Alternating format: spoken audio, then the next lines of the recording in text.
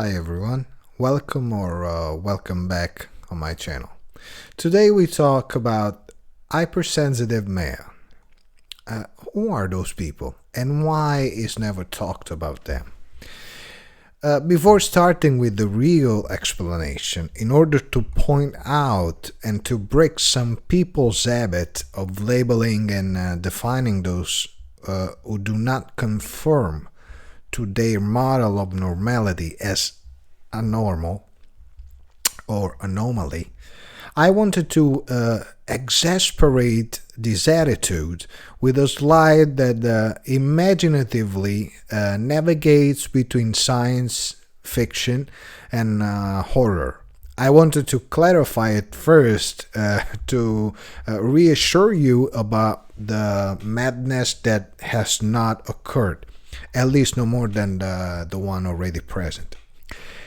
To say that we should experience things with more harmony, tranquility, and always verifying reality without assuming, because 9 over 10 the impression is wrong. And also to smile together about our attitude. So go to the video. Myths and legend have been created about these invisible beings.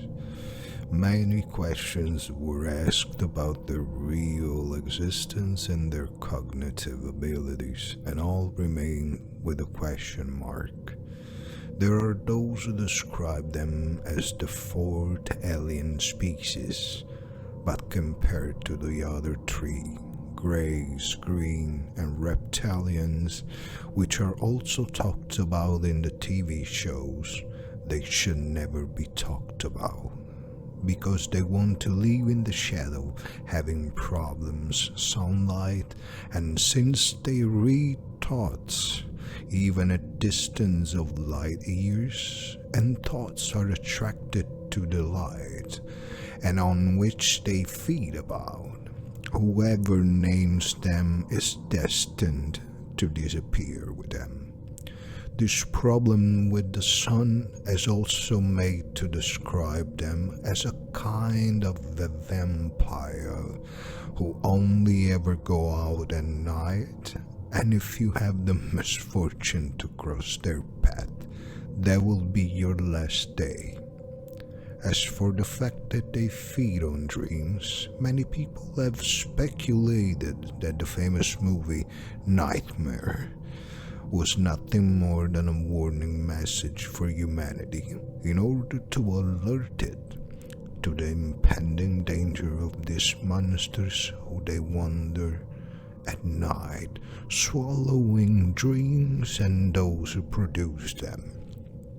Indeed, since none of those who met them remained alive to describe, it was assumed that there are two types: the shape-shifting, which can take of any form of people and things, blending into crowd that lives at night to lure the prey to eat, and viruses capable of multiplying at the speed of sound, of replicating and modifying the host's DNA in order to create their third species counterparts, mutants.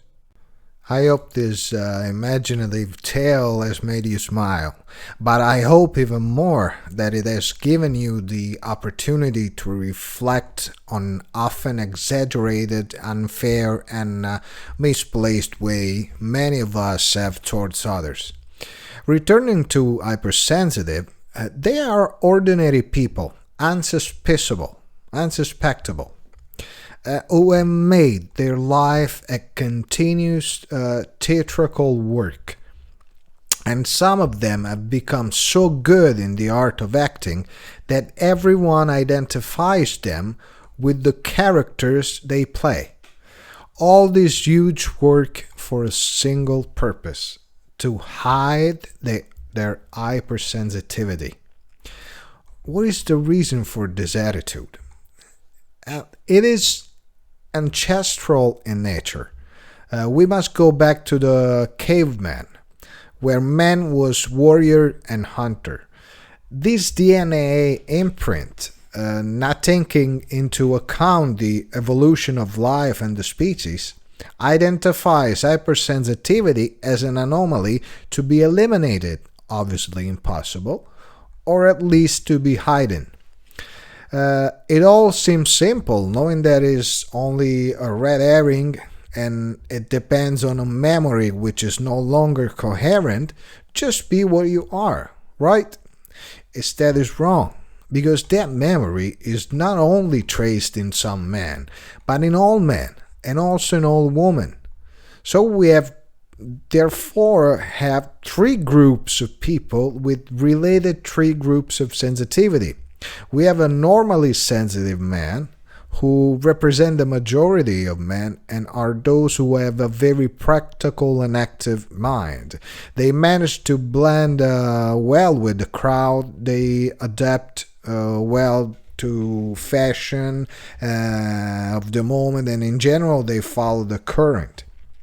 Apparently they are satisfied in life, but in reality they do not look beyond what they can see. They are very physical and related to the material, the abstract thoughts, and everything that is not tangible has no interest or is even stupid.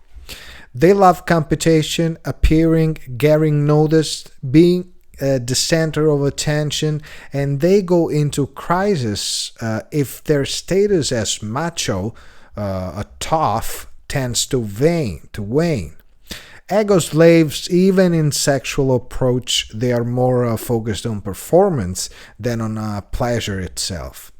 Second group is the women, which are usually sensitive, given that they have always expressed themselves in the area of sensitivity. They do not have a great difficulty to showing it. In fact, they have talked about it and still talk about it quietly. Hall, however, retained the memory in the DNA of the male alpha, the warrior, the rough, very similar to the normally sensitive. Then there are many women who have developed a reflective sensitivity in the sense that it is linked only to their well being. And these, plus the ancestral memory, leads them to always choose the man who cannot give what they want, with the unconscious belief that the macho is man and the hypersensitive is not. Sexually, this also the case, because thinking that the normally sensitive is more vigorous and therefore more satisfying, while it is almost always the opposite, since the hypersensitive wants to give and receive pleasure and strive to do so, other than being vigorous at the right time, and only for pleasure, not for appearance. Concept already expressed in the video on female sexuality. Now there are them, the hypersensitive men. A world, let me tell you, extraordinary, because they naturally do what most of us have to learn, looking at things, all of them, from different angles. For them there is no black and white, good and bad, right and wrong, but there is only one dichotomy, well-being and malaise. What gives it a sense of pleasure, beauty, taste, etc. is well-being. Everything that gives a sense of sorrow, ugliness, disgust, etc. is malaise. Apparently is a static and elementary scheme, but in reality dynamic and very complex, because what today could give me pleasure, tomorrow could give me displeasure. And this indicates a capacity of adaptation, growth, evolution that is nothing short of prodigious. They do not have a practical mental flexibility, but a rigorous metric. As however, in the fantasy there is mathematics and vice versa, so also in their inflexible practicality There is a fantasy and a creativity that is reflected on the invisible part, the empathy, introspection, emotions, sexuality, understanding, etc. They do not like crowds very much because they love to pay attention to people, and if there is too much of them, it can do it well. They cannot do it well. Plus, their brains are constantly processing, and the chaos only brings annoyance.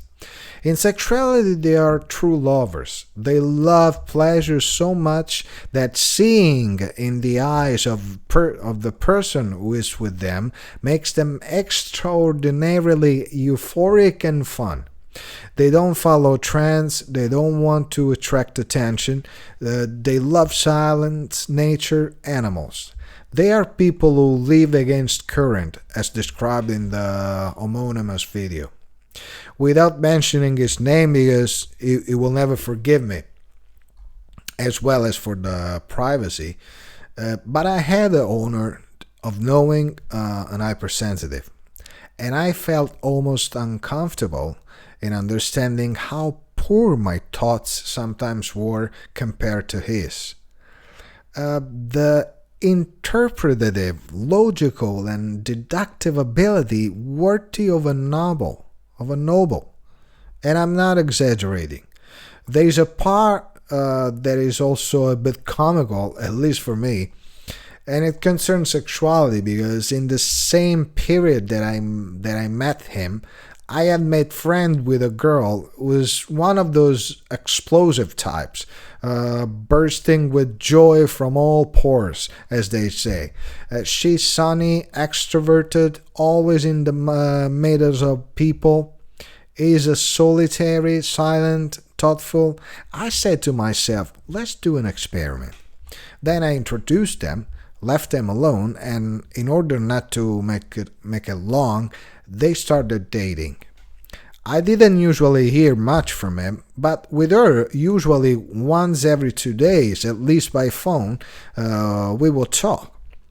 I hadn't heard from her for a month, so I called her to see if she was okay, and she said, I'm great. And I said, but you didn't show up anymore. And her answered, your friend made me discover the pleasure of staying at home, or rather, in bed. A big laugh broke out, which lasted for 10 minutes, and we greeted each other joyfully. Today they are happily married and have 3 wonderful girls. I wanted to tell this story and hope my friend doesn't be mad at me, even if this video was created for him, so that people can understand that we have to look beyond what we are able to see, because we could find the real treasure.